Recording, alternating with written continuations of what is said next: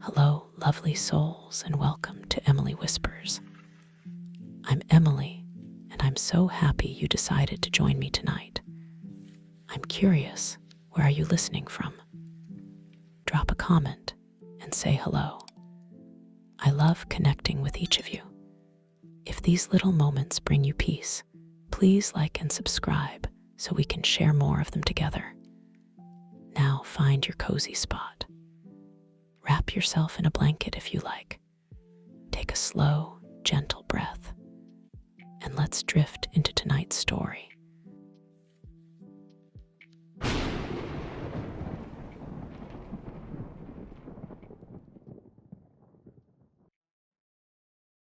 This might seem kind of tame compared to some of the other stories here, but this is literally one of the most traumatic and terrifying memories of my childhood.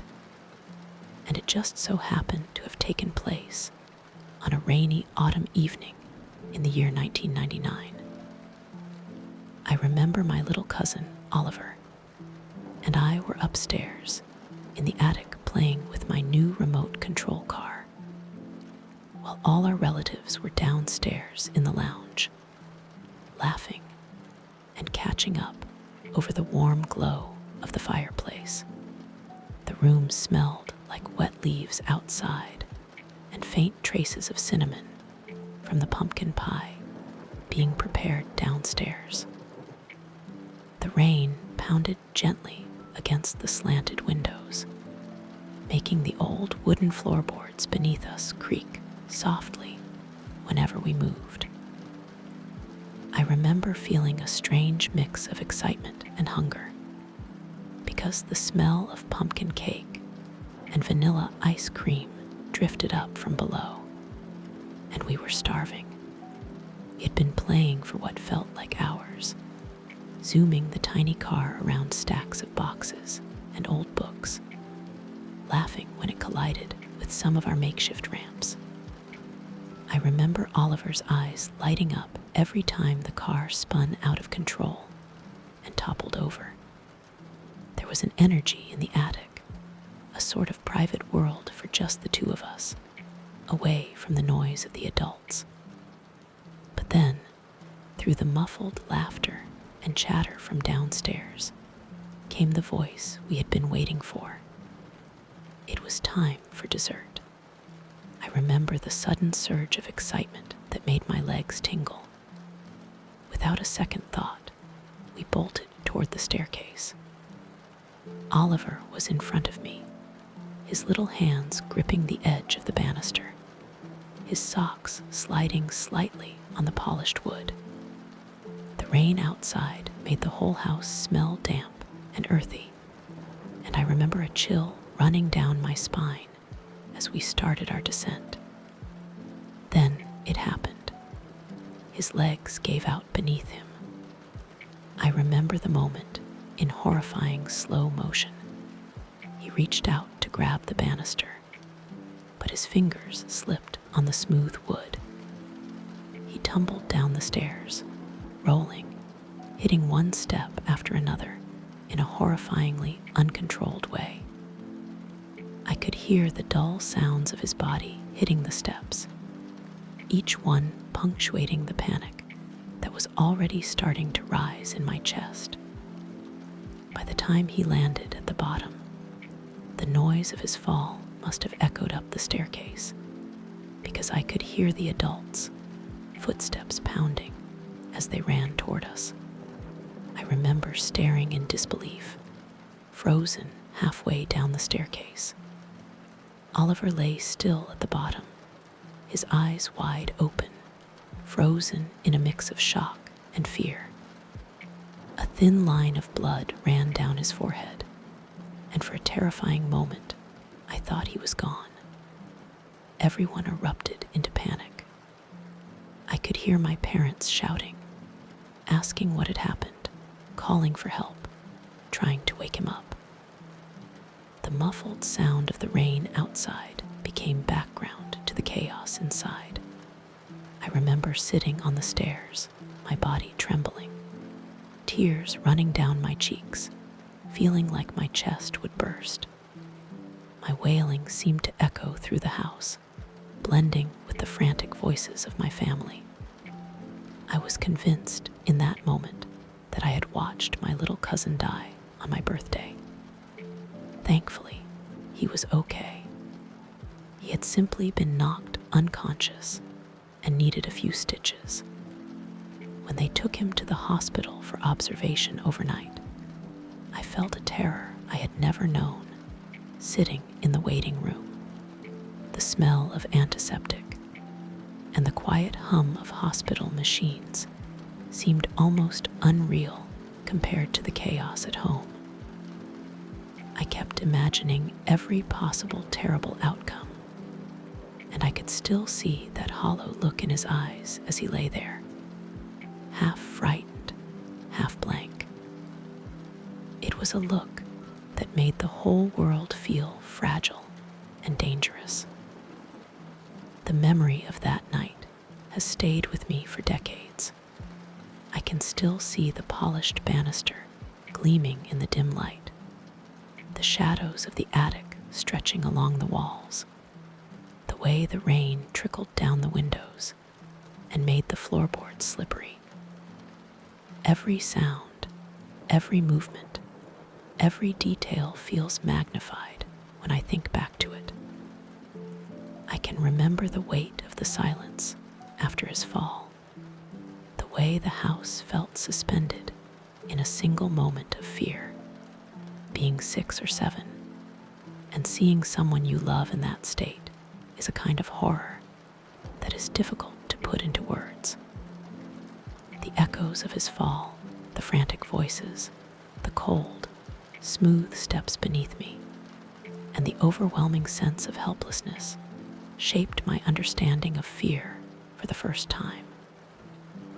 That night taught me that life can change in a single instant, and that even the most ordinary moments, like running down the stairs to get cake, can turn into a nightmare.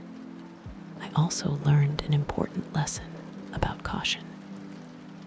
Rushing downstairs, especially in socks after sitting for a long time, could turn a moment of excitement into a disaster. Old wooden stairs, polished to a slippery finish, had become a hidden danger I would never forget. I could still feel the chill of that wood under my palms, the way my shoes had gripped the floor too late, the sudden realization that one wrong step could end in tragedy. Even now, when I think back to that rainy night in autumn, I feel the knot in my stomach, the pounding of my heart, and the helplessness of seeing Oliver lying still at the bottom of the staircase. The fear was raw and immediate, and it stayed with me long after he was safe and the stitches had healed. It became one of those memories that shapes the way you approach the world, that reminds you to move carefully, to pay attention, to value the people you love. The moral of the story is simple but vital. Be careful on stairs. Respect their power. And remember that sometimes the smallest slip can feel like the end of the world.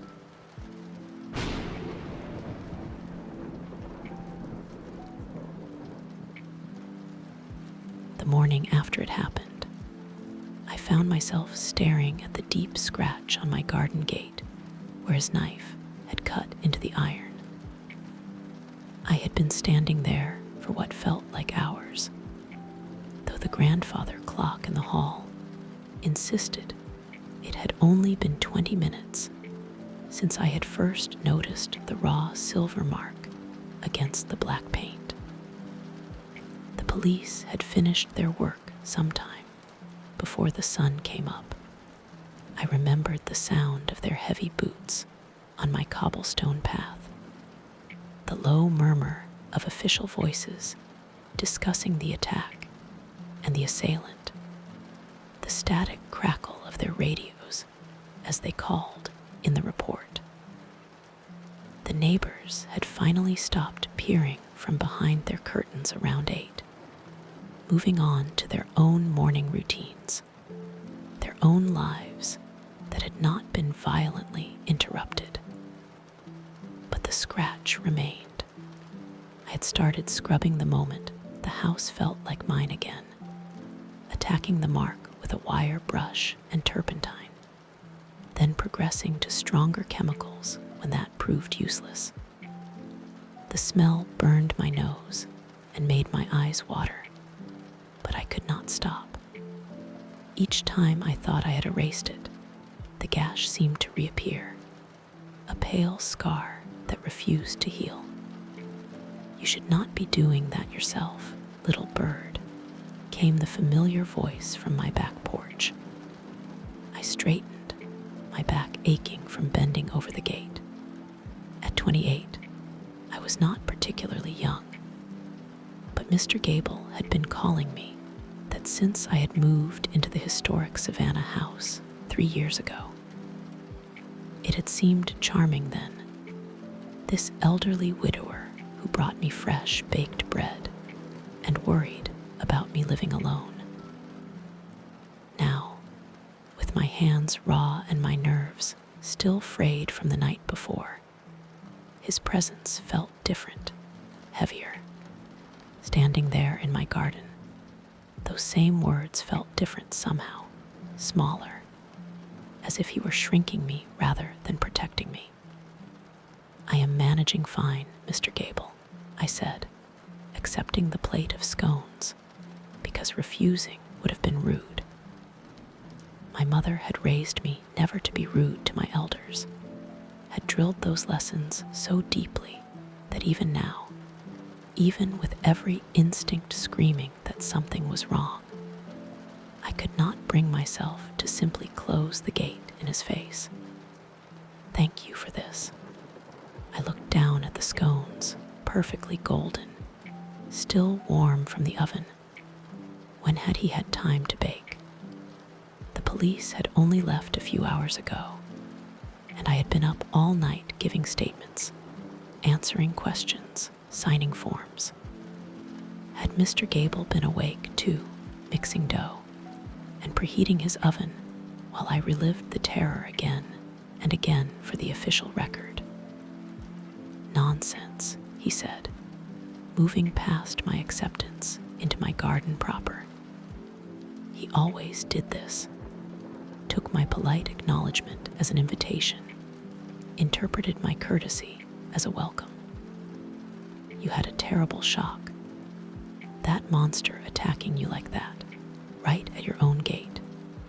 He paused, his pale blue eyes scanning the path, taking in the overturned flower pot I had not yet righted, the place where my purse had been knocked from my hand, the spot on the gate where the knife had struck. His gaze lingered on the scratch, and something flickered across his face. Not distress, exactly. Something more like satisfaction. "Thank God I heard you cry out," he finished, bringing his attention back to my face. I nodded automatically, the response trained into me by a lifetime of social conditioning. But even as I made the gesture, something about his words snagged in my mind like a thread on a nail. Had I cried out?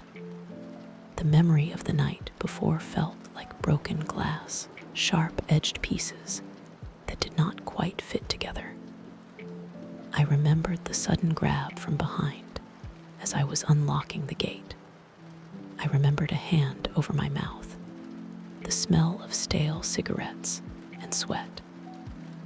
I remembered the knife catching the moonlight, the blade seeming to float in the darkness like something alive and separate from a human hand. I remembered the paralyzing terror that had frozen me, my body refusing to obey my mind's frantic commands to run, to fight, to do anything other than stand there like a trapped animal, but crying out. I tried to recall making any sound at all, tried to remember my voice breaking free from my throat, calling for help, alerting the neighbors. The memory would not come. In my recollection, the entire attack had been conducted in a terrible, suffocating silence. The attacker's ragged breathing, my own heartbeat pounding in my ears, the soft scrape of his shoes on the cobblestones. Perhaps I was wrong. Trauma had a way of twisting memories, did it not?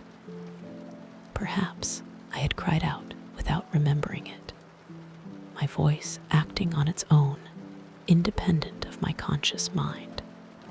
It would make sense. It would explain how Mr. Gable had known to come running, had known I was in danger. The police said you were very brave, I said instead, because that was definitely true. Officer Thompson had said exactly that, praising Mr. Gable for his quick thinking and decisive action. Remarkable reflexes for a man his age, he had called it, the kind of response that came from training or experience, though I had never asked what kind of experience a retired history professor might have had with street violence. I do not know what would have happened if you had not been there. I continued and watched something shift in Mr. Gable's expression. His eyes brightened, the lines around them deepening with what might have been pride or pleasure. It was the look of a man receiving exactly the recognition he had been craving. I have always kept a careful eye on this neighborhood, he said, settling more fully into my space, his presence expanding to fill the garden in a way that seemed out of proportion to his slight frame. Especially on you, my dear. A woman living alone needs someone to watch out for her, someone who pays attention to the details others might miss. The word watch sent an unexpected shiver down my spine, though I could not immediately say why. Mr. Gable had been watching out for me since I moved in. That was simply a fact. He had made it his business to know my comings and goings, commenting when I came home late from the library, asking about the few friends who occasionally visited, offering to check on my house when I went out of town.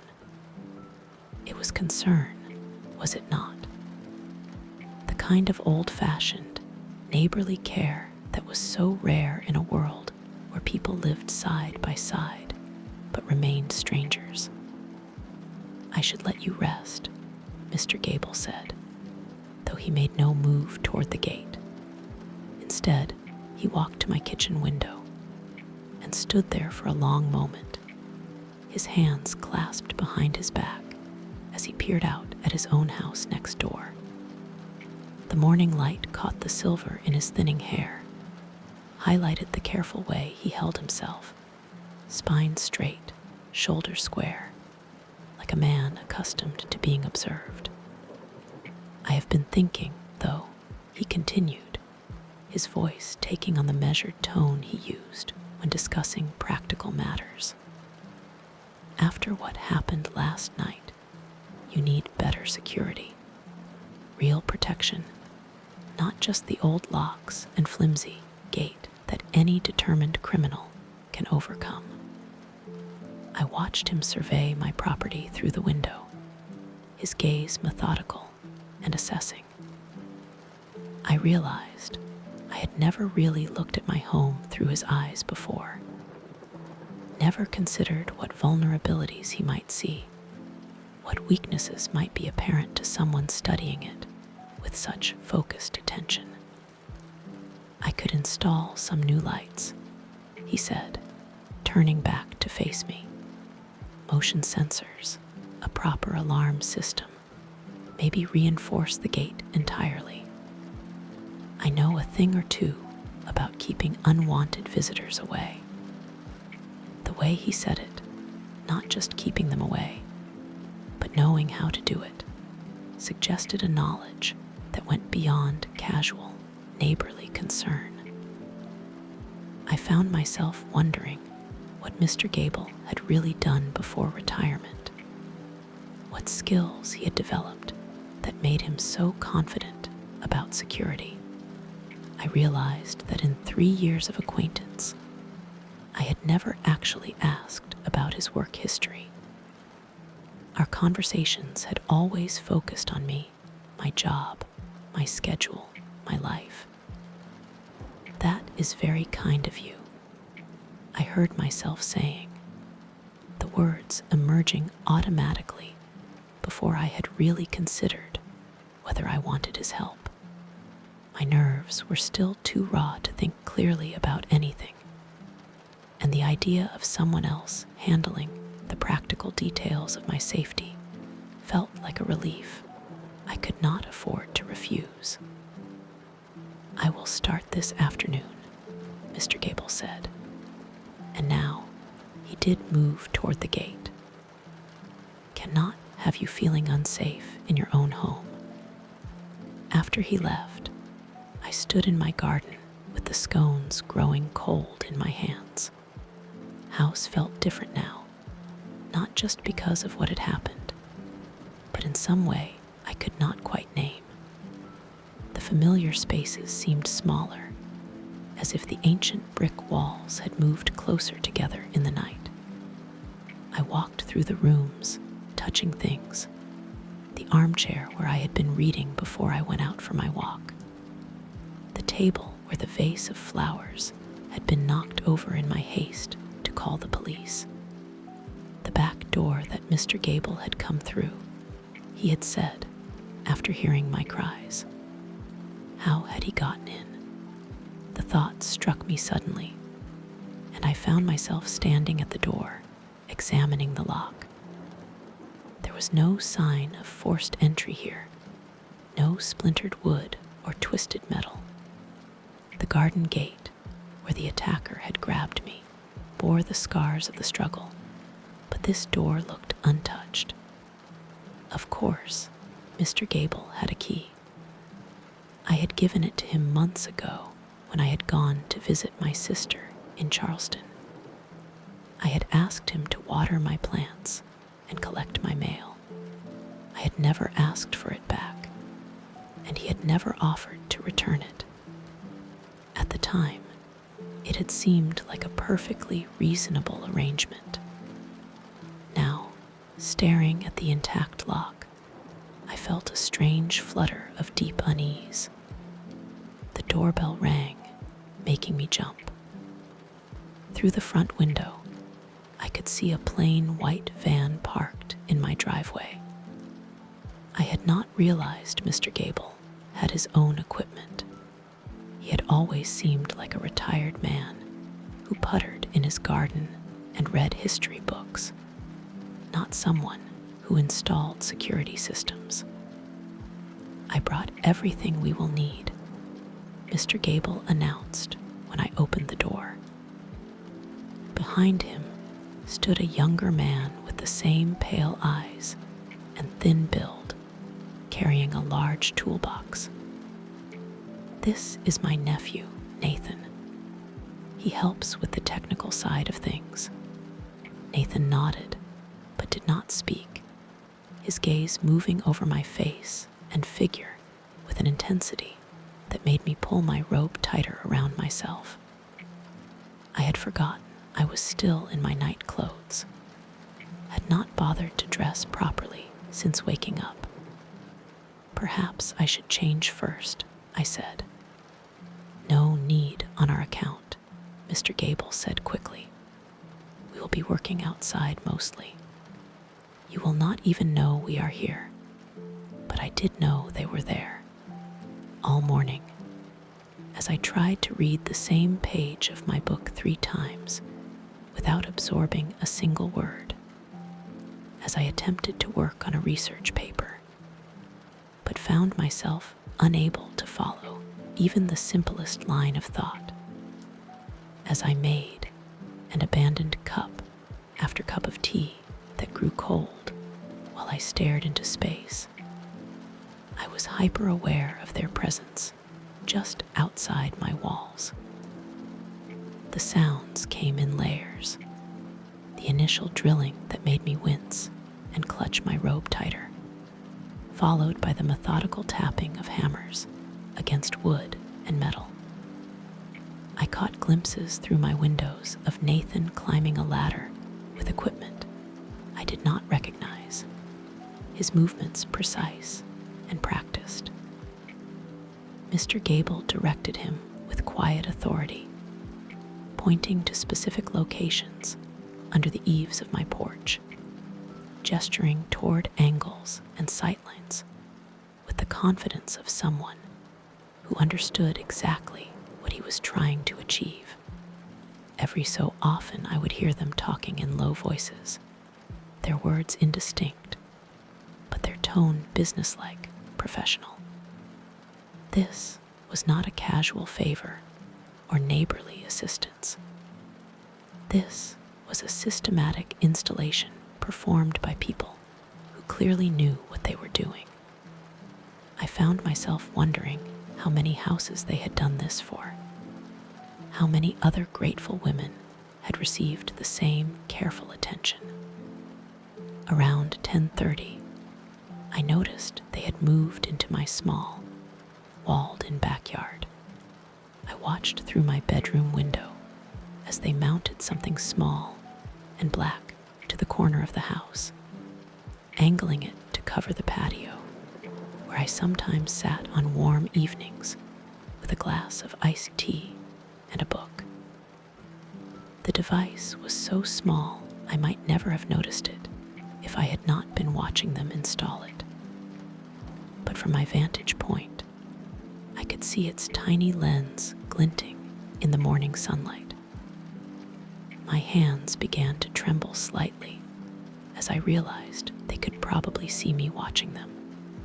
The equipment was already active, already recording, already feeding information back to whatever system Mr. Gable had set up. I stepped back from the window quickly, then felt foolish. Why should I not watch workers on my own property? What was I hiding from? Around noon, Mr. Gable knocked on my door again. "All finished," he announced. "Would you like to see how it works?" He led me to what had been my small study, where a monitor now sat on the desk. The screen was divided into 4 squares, each showing a different view of my property. I could see my front gate, my back door, my driveway, and my patio. "Motion activated," Mr. Gable explained, pointing to various controls. "Records everything automatically. And this button here," he indicated a red switch, "connects directly to my house. If you ever feel unsafe, just press it, and I will be here in 30 seconds. "This is very sophisticated," I said, because it was. The equipment looked expensive, professional. "How much do I owe you?" Mr. Gable waved a dismissive hand. "Nothing at all. After what you have been through, it is the least I can do. Besides," he added with a smile that did not quite reach his eyes, "it gives me peace of mind, too, knowing you are safe." That night, I found myself checking the monitor compulsively. I would try to read, manage a paragraph or two, then find my gaze drifting to the small screen. The cameras showed my empty yard, rendered in a ghostly green by infrared light. Familiar shapes were transformed into something alien and vaguely threatening.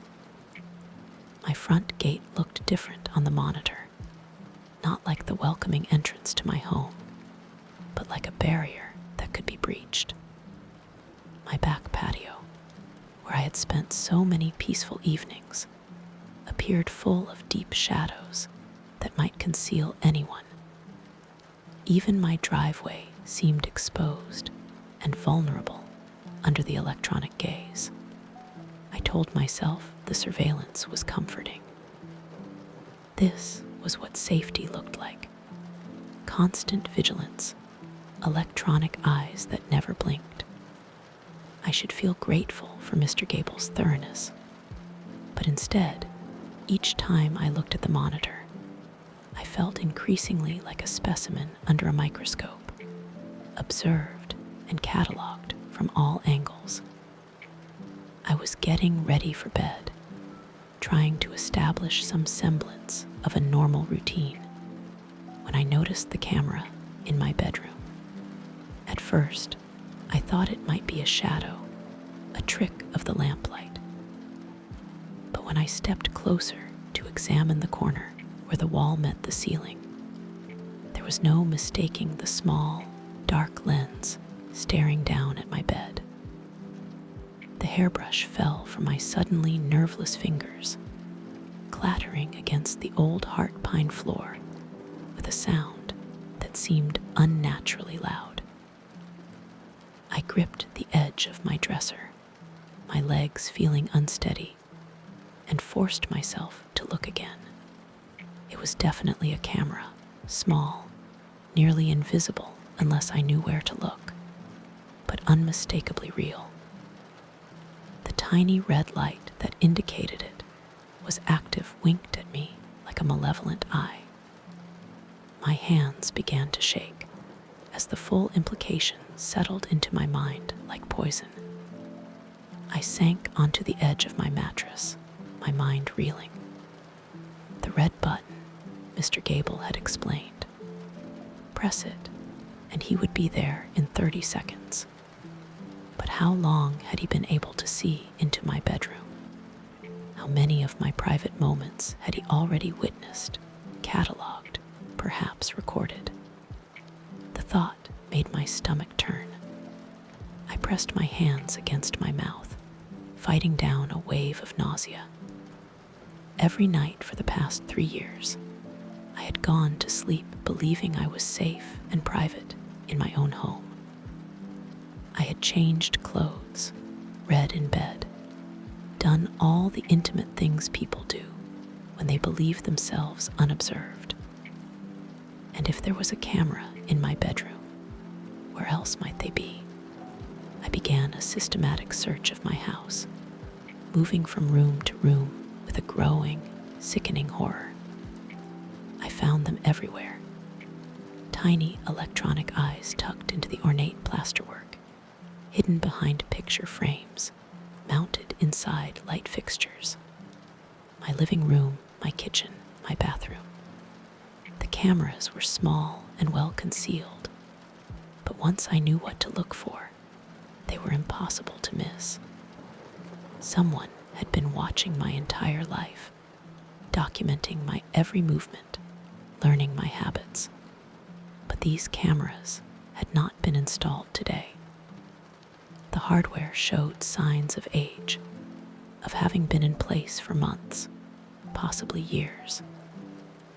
Some of them were so well integrated into my home's historic features that they must have been installed during the initial renovations, when workers had been in and out of the house for weeks, when I had given Mr. Gable my spare key.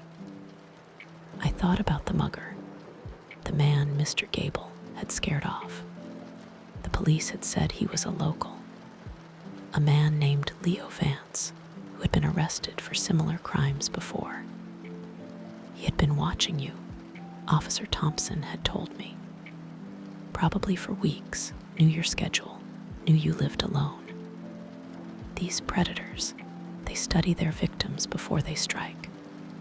But if Leo had been watching me, studying me, learning my routines, then he would have known about Mr. Gable, too.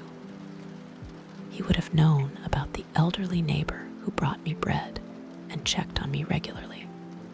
He would have known the risks of attacking me right outside my gate, while Mr. Gable was likely to be awake and alert. Unless he had not known, unless Mr. Gable's vigilance was something Leo had not anticipated. I stood up abruptly, my heart hammering. I needed to think clearly, to examine what had happened with without the fog of gratitude and shock. The man had attacked me at my gate. I had been terrified, frozen, and then Mr. Gable had appeared as if he had been waiting, as if he had known exactly when and where to find me. The back door. He had come through the back door, the one he had a key to. He had shouted, and the attacker had run. He had saved me before the man could hurt me, or before the man could speak to me. I found myself walking to my kitchen, drawn by a compulsion I did not understand.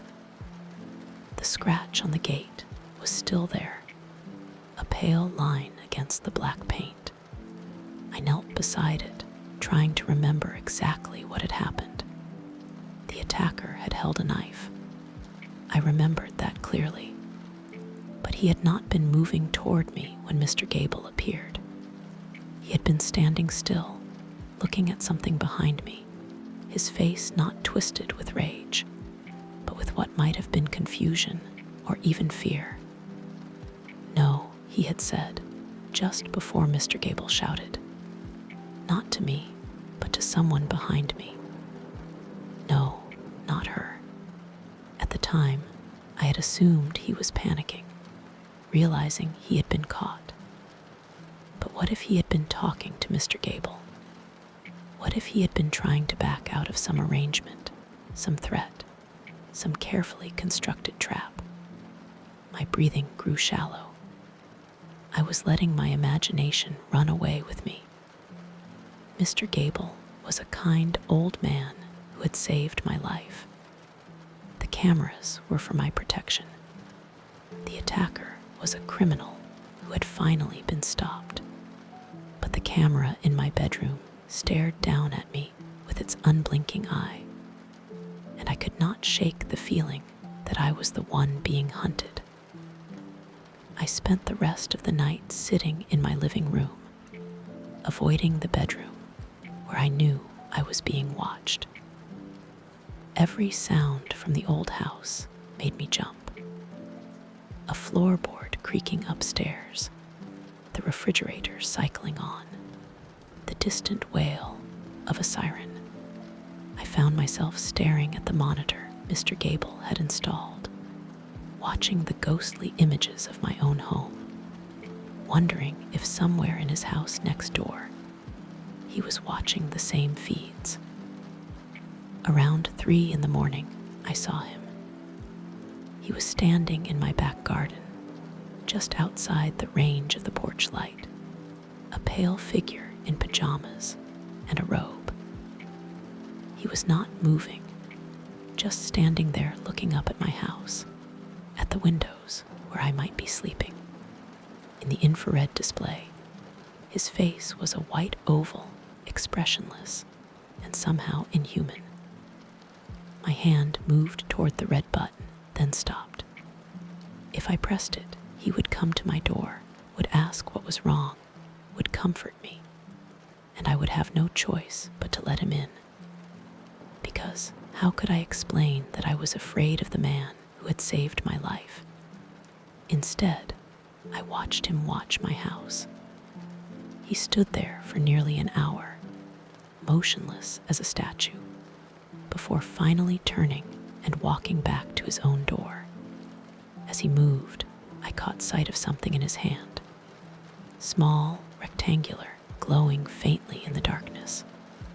A phone, or perhaps a small tablet. Something with a screen. Something that might display the feed from my bedroom camera. The next morning, I called in sick to the university library. I could not face the world, could not pretend everything was normal.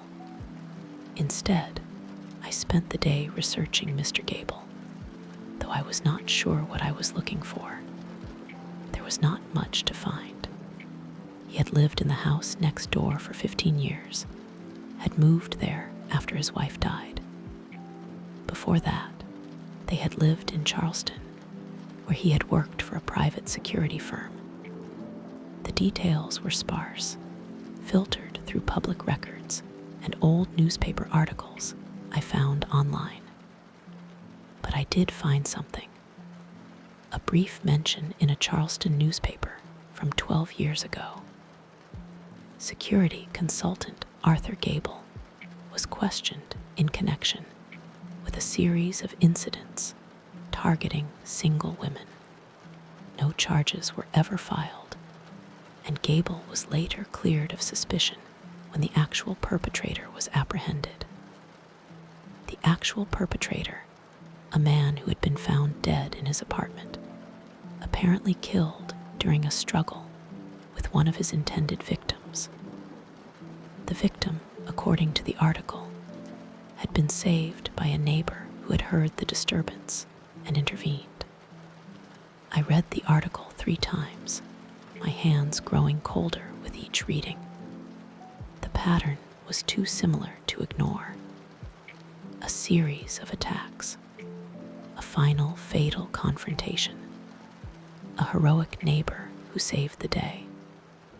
And then Mr. Gable had moved away, relocated to a quiet historic district where he could start fresh, find new neighbors to protect. I was still staring at the screen when my doorbell rang. Through the window, I could see Mr. Gable on my front porch, holding another plate of fresh baked bread.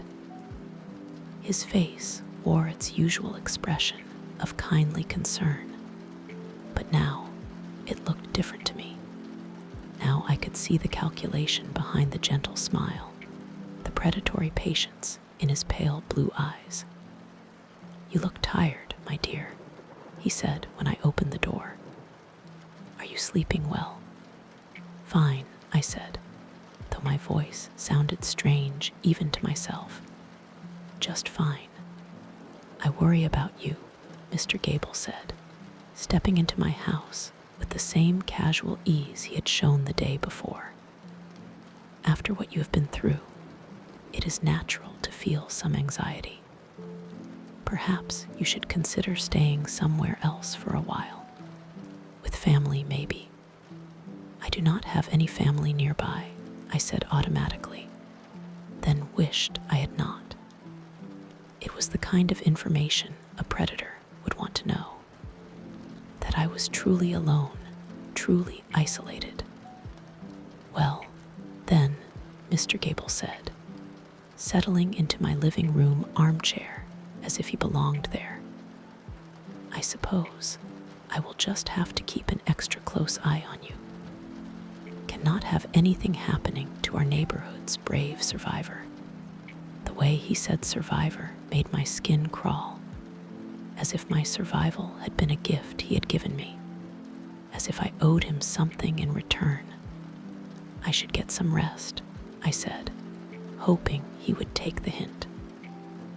"Of course," Mr. Gable said, but he did not move.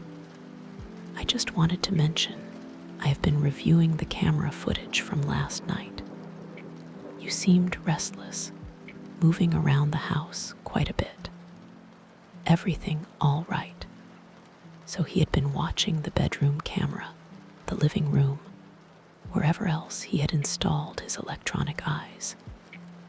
He had been watching me all night, studying my movements, cataloging my fears.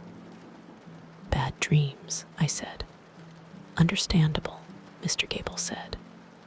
"Trauma can do terrible things to the mind, make you see patterns that are not there. Imagine threats where none exist. You are not starting to feel paranoid, are you, my dear?"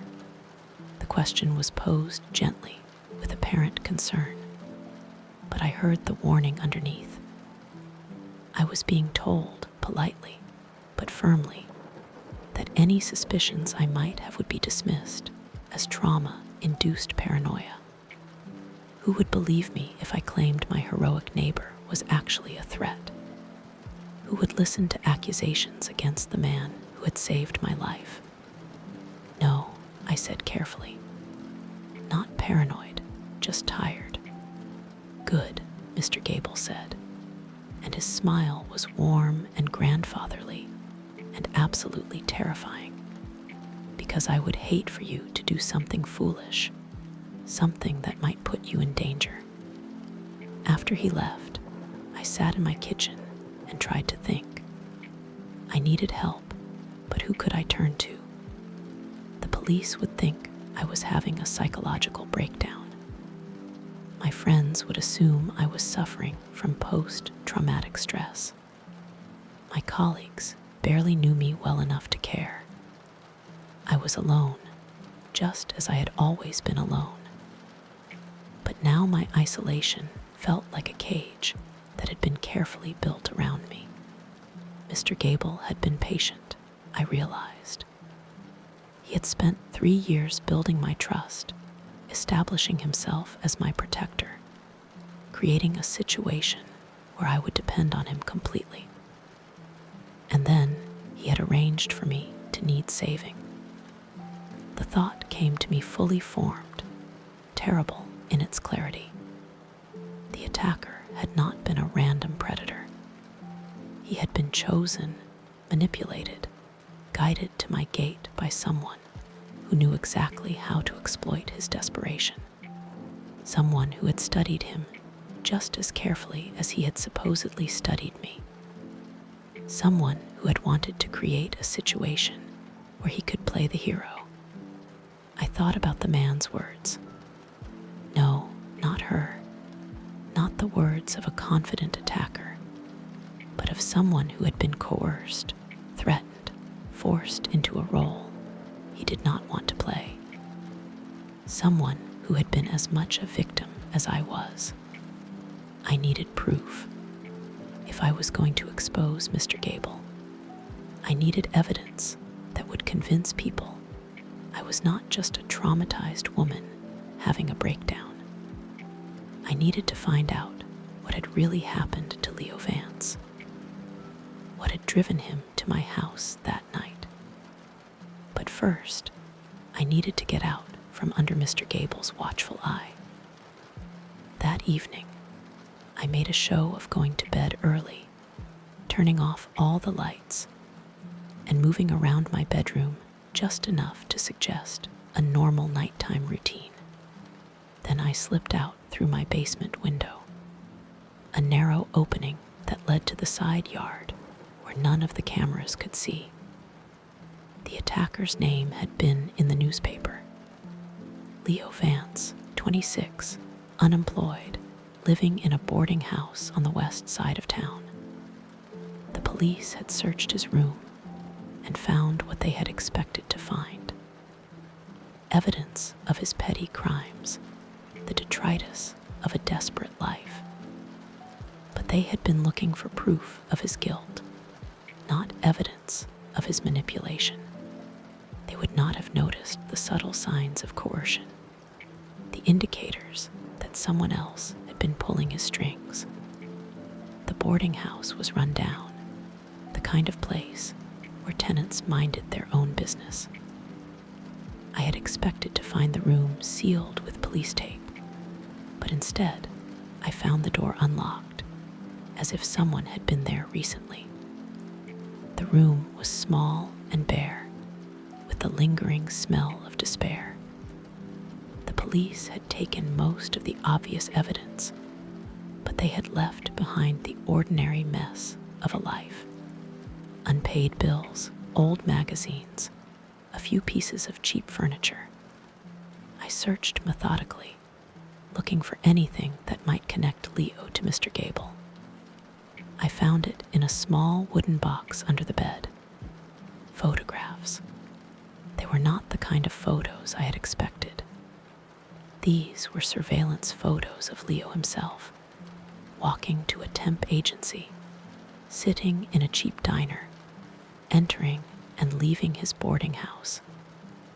Someone had been watching him, documenting his movements, and mixed in with the photos were pictures of other young men, all with the same haunted look I had seen in Leo's eyes in the newspaper. Some of the photos were recent, but others were older, faded. At the bottom of the box, I found newspaper clippings, stories about violent crimes, home invasions, attacks on women. Each story ended the same way. The perpetrator killed or scared off by a heroic bystander who had happened to be in the right place at the right time. Charleston, Phoenix, Sacramento, Portland. A trail of cities, a pattern of violence, and at the center of it all, a helpful neighbor who always managed to save the day. My hands shook as I read the clippings. How many men had Mr. Gable destroyed?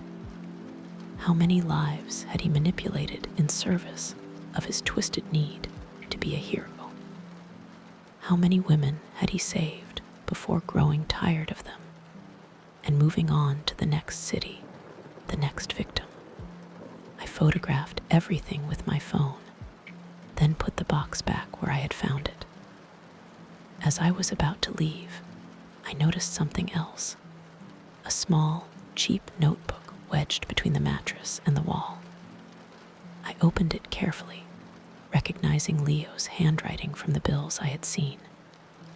The entries started months ago, confused and frightened notes about being followed, being watched.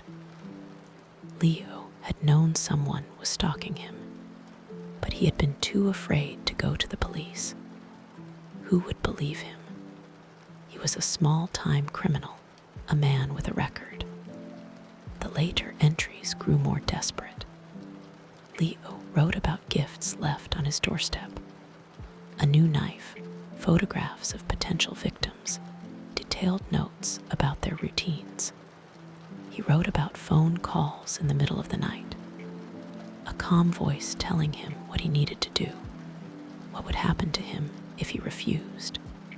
He knows things about me, Leo had written in one of the final entries.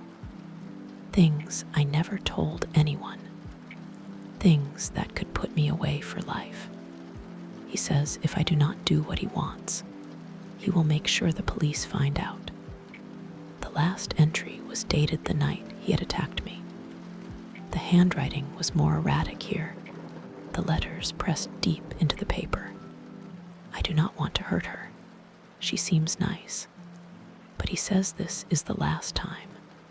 After tonight, he will leave me alone. I know he will not. I know what he is planning. He watches from across the street now. The old man.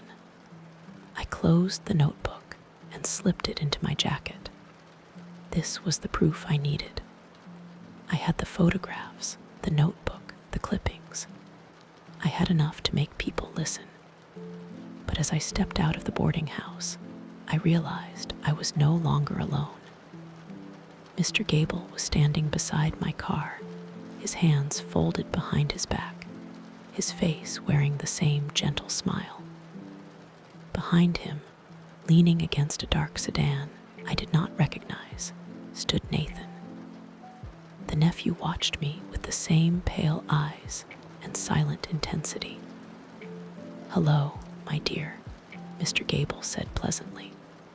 "Out for a late evening walk." My heart hammered, but I forced myself to appear calm.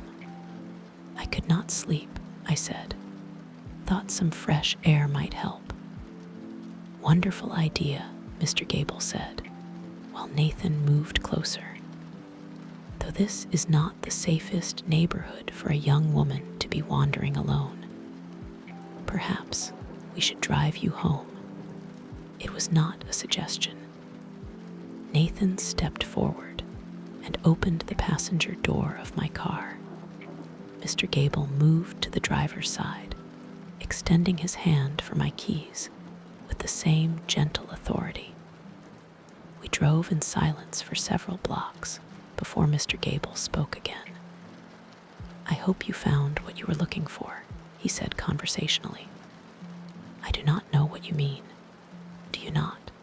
Mr. Gable's voice remained gentle, but there was something cold underneath now. Something without mercy. "I saw you on the cameras, my dear, leaving through the basement window. Very resourceful. I did not think you had it in you." My hands tightened on my purse. The The cameras do not cover the basement. No, Mr. Gable agreed. But they do cover the street. I saw you drive away. It was not difficult to guess where you might be going. Poor Leo's boarding house is not far from here. And I know how curious you are, always looking for patterns, for explanations.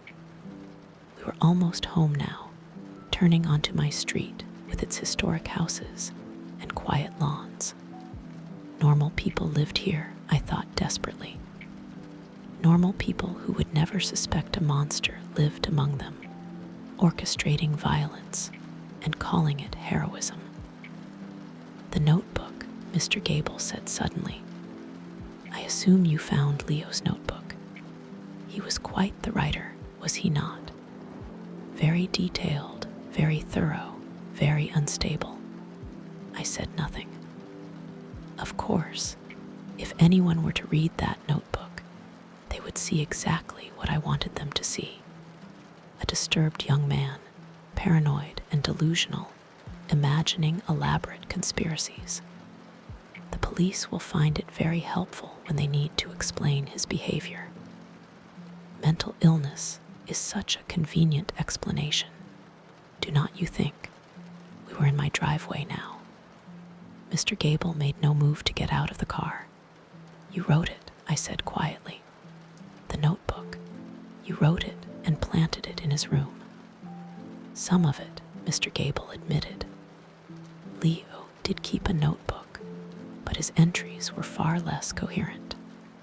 I merely enhanced them, added details that would help people understand his motivations. The photographs, too. Such compelling evidence of his obsession. But why? The question tore itself from my throat. Why do this? Why hurt all those people? Mr. Gable turned to look at me fully, and in the dim light from the street lamp, his face looked ancient and terrible. Because I can, he said simply. Because I am good at it. Because there is nothing quite like being needed, being essential, being the hero. And because women like you are so beautifully grateful when they are saved. He reached out and touched my cheek, a gentle caress that made my skin crawl. You were perfect. Living alone, keeping to yourself, just vulnerable enough to need rescuing. I have been watching you for 3 years, learning your routines, your fears, your weaknesses. And Leo was a gift, Mr. Gable said. A young man with just enough of a past to be believable, just enough desperation to be controllable.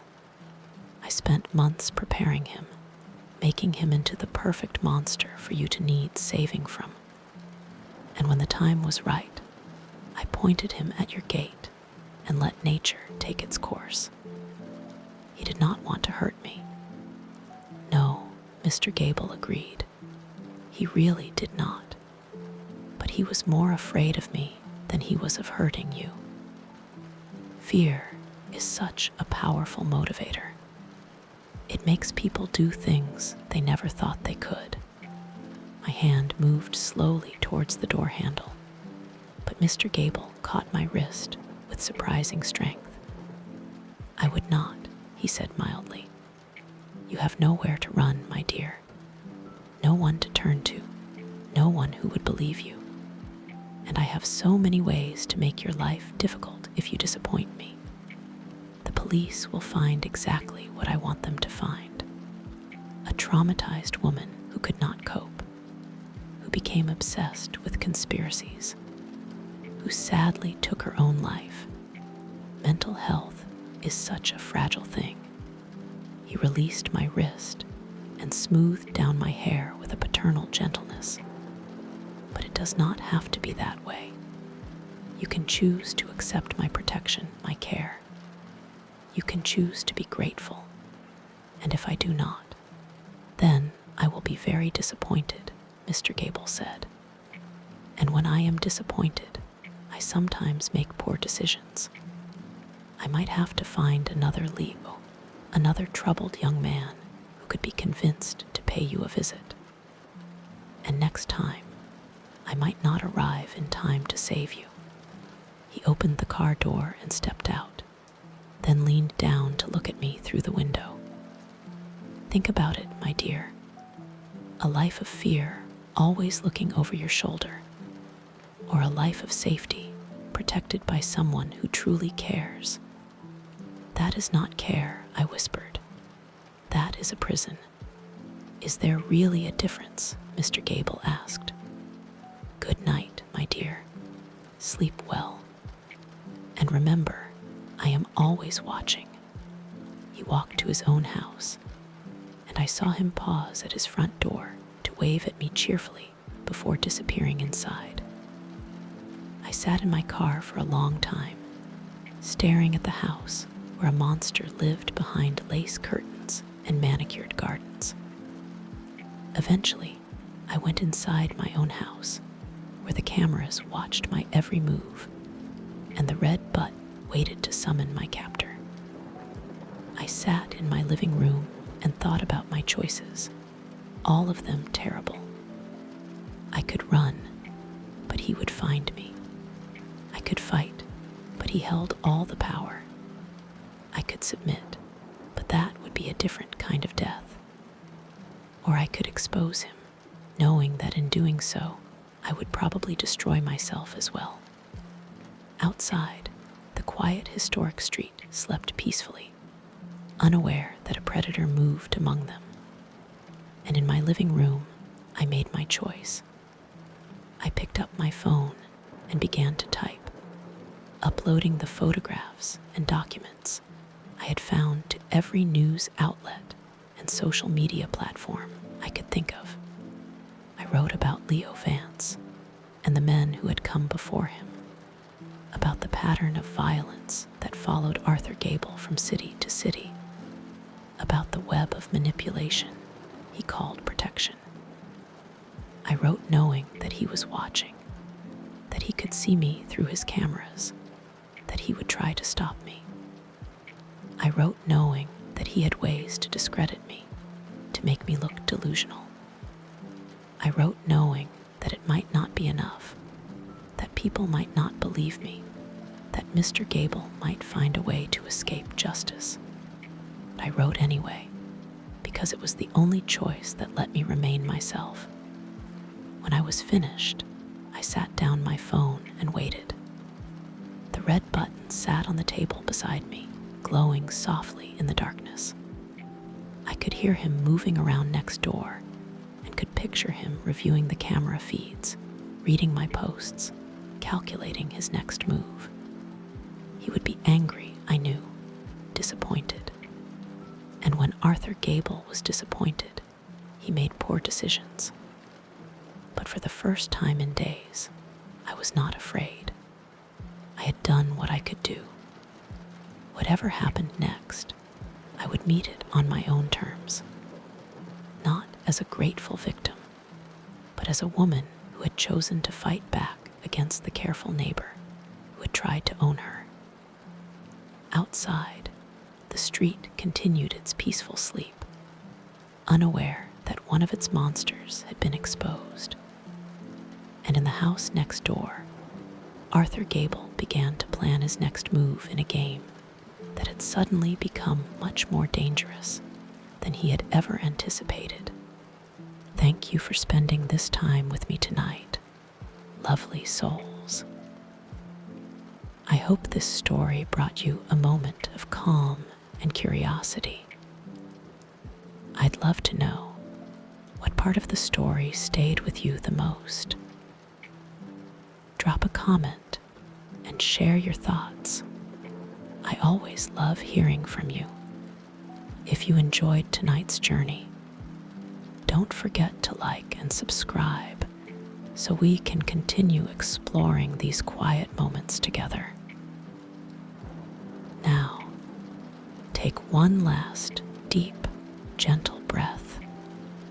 Get cozy and let the calm of the night carry you softly until we meet again.